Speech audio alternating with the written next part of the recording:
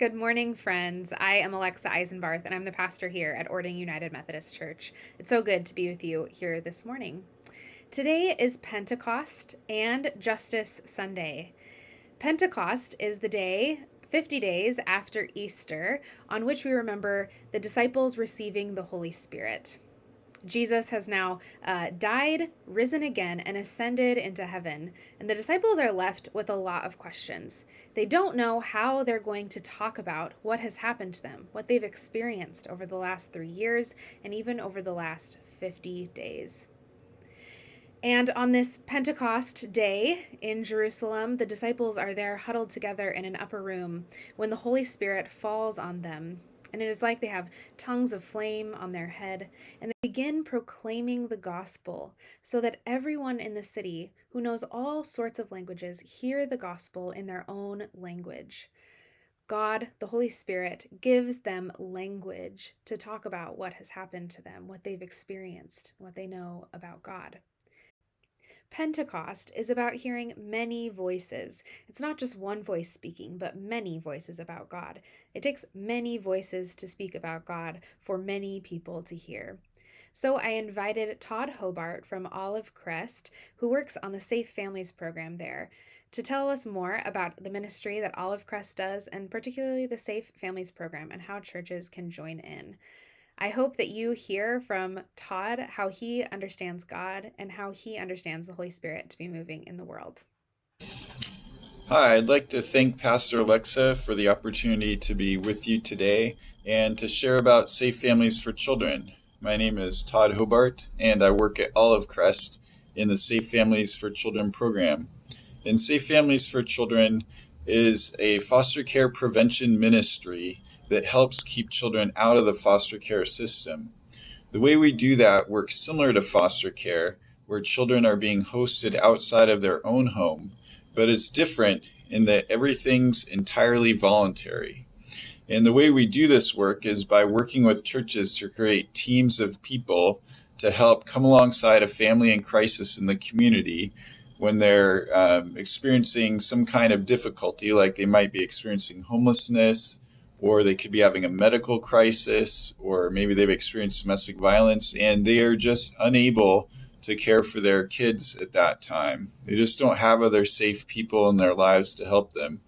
And that's where I think we as the church can help come alongside them, wrap some care around them, and help get them to a better place where they're able to parent their children. So I guess the question for this morning is, how is this an act of justice? This work of compassion and caring for families in crisis in the community. And to help answer that question, I wanted to let you guys know some foster care statistics, because that's what we're trying to prevent in Safe Families is foster care. So what exactly is foster care, and how is it a really difficult experience for a child? There's a report of child abuse every 10 seconds in this country, which is really hard to imagine if you think about it, that it could be going on at that level, but it's in every state, in every community that children are being abused or neglected, and it's getting reported.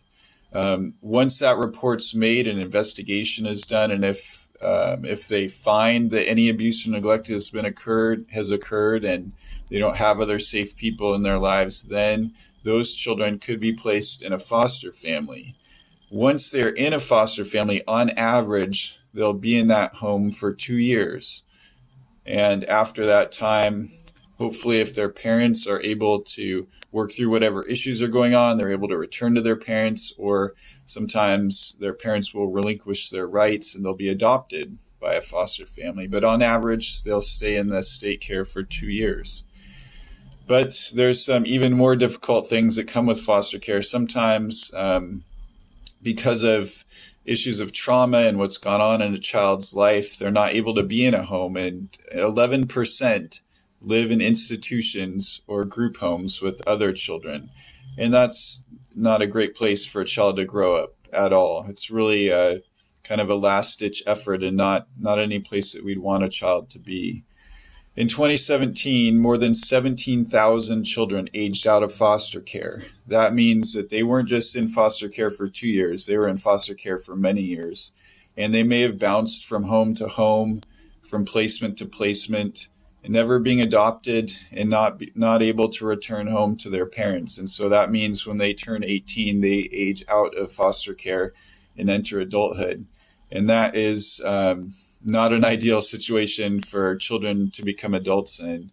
Those children aging out of foster care are more likely to experience homelessness, to go through unemployment, and to be incarcerated as adults. And it all kind of makes sense if you think about it. The incredible trauma that the children have experienced, the difficulties in foster care, then aging out and trying to become an adult without support around them. It kind of makes sense that these really difficult statistics are true of these children becoming adults. They also say more than 60% of children caught up in human trafficking come from the child welfare system, which is an awful thing to think about, that's happening. And so in Safe Families, working for justice means trying to keep kids out of that system, even though the agency that I work for also licenses foster families and helps support them. So I can't say bad things about foster care because it's a needed service, but we want to do everything that we can to keep kids and families out of that system. The more that we can keep families together, keep parents supported so that they can care for their children and they can raise them in a supportive community, that's the best thing that we can do for them. And so how does this relate to our faith? I think helping vulnerable children and families in our communities always has been and still today should be a vital part of our faith. I love this verse from the Psalm 68:5. It says, "Father to the fatherless, defender of widows, this is our God. He makes a home for the lonely." And I love that picture of God because in the Old Testament, to be fatherless was to be incredibly vulnerable. It was a very patriarchal culture, and fathers were relied upon for security, for support, financially, and otherwise. And so if you found yourself to be fatherless, you were in a very vulnerable situation. I love this picture of who God is, Father to the fatherless, defender of widows. This is our God. And so this was an important part of the Israelite faith, taking care of the vulnerable orphans and widows in that society. And it carries over to the New Testament as well. James 1:27 is a famous verse for this. It says, "Religion that is pure and undefiled before God the Father is this, to care for orphans and widows in their distress, and to keep oneself unstained by the world." So the early church picked up this as well, to care for widows and orphans and those most vulnerable in our society. And it's been true throughout church history as well. Churches in the East, in the West, Protestant churches as well, founded orphanages or foundling homes for that really awful practice where babies were left exposed to die and they'd be taken to one of these foundling homes. One of the great parts of church history, Martin and Katie Luther, founders of the Reformation, they actually fostered 11 children. 4 were from their family, and we know that they were from relatives, but 7 were just from the community. We don't know where those children came from. But this idea of caring for orphans and vulnerable children has been a part of what has been important to God and important to Christians for thousands of years. So today, we too can be a part of this justice work that helps keep kids out of foster care.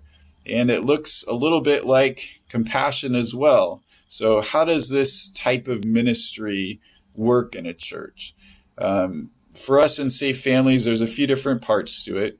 We have host families that will actually help take those kids in from families in crisis and help care for them for a short time. And those host families, they aren't given any financial compensation. They're motivated by their faith and their desire to care for vulnerable kids in the community. And so they go through a similar process to becoming licensed as a foster parent, where we do background checks, we do home studies, we do some training. We make sure that they are a safe family to help take in the kids.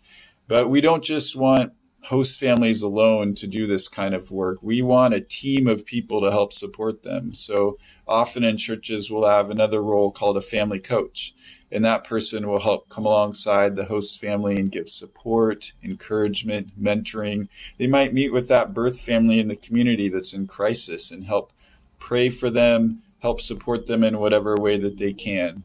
We have another role called family friend, and that role is really a place for anyone in the church to be able to help out. It's about people providing meals to host families, helping with transportation, or helping with childcare if that's needed for hosting, whatever it takes to make that hosting go well. So we hope that through this team of people activated in a church, that we can surround families in crisis in the community with loving care to help them out. So one example of how this works is a mom who is staying at a shelter in Seattle for women who are deaf and hard of hearing who've experienced domestic violence. She and her family traveled here from Pennsylvania, so they were entirely without their support system, and they didn't know anybody in the area. So along with having experienced all of that, she was also having neurological issues. And so some real significant health needs going on as well. And she has two kids, one a boy who's 7 and another boy who's 2. And so caring for them became extremely difficult, especially as the health needs came up. And so what our Safe Families were able to do is host those kids while she needed to go to the hospital or the ER or get some other things done in her life. And then the family friend, they help take the child out to the park. They help get them in karate lessons. The family coach helps support the host family while they're doing this work. So it's just one example. We help out in many different ways, but that's just one way that the church has been able to come alongside a family in crisis and help support them. So thank you for listening, and thank you for learning a little bit about Safe Families and this work of justice and compassion and how the church can be involved in caring for children and families in the community.